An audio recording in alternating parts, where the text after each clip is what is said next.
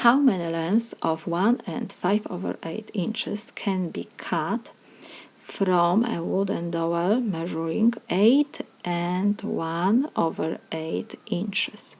So we have like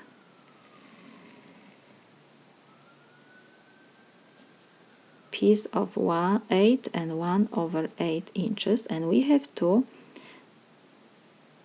cut this to 1 and 5/8 inches. So what we have to do? We have to do division. So we divide 8 and 1/8 by 1 and 5/8. So this is equal. We have division of mixed numbers.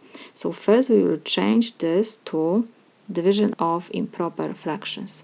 So how we change mixed number to improper fraction? We copy denominator and we multiply denominator times whole number, and we add numerator. So we have 8 times 8 is 64 plus 1 is 65. Divide, and the same we copy denominator and we multiply denominator times whole number plus numerator. So 8 times 1 is 8 plus 5 is 13. So this is equal. We have division of fractions. So we copy first fraction, we change division sign to multiplication, and we flip the second fraction. So it will be 8/13. So this is equal. First we can reduce.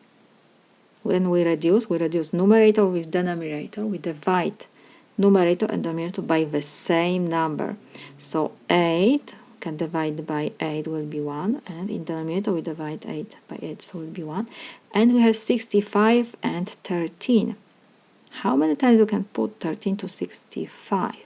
5 times exactly. So we divide 65 by 13 will be 5, and 13 by 13 is 1. And now when we multiply fractions, we multiply numerator times numerator, denominator times denominator. So 5 times 1 is 5, 1 times 1 is 1. So this is equal, 5 divided by 1 is 5.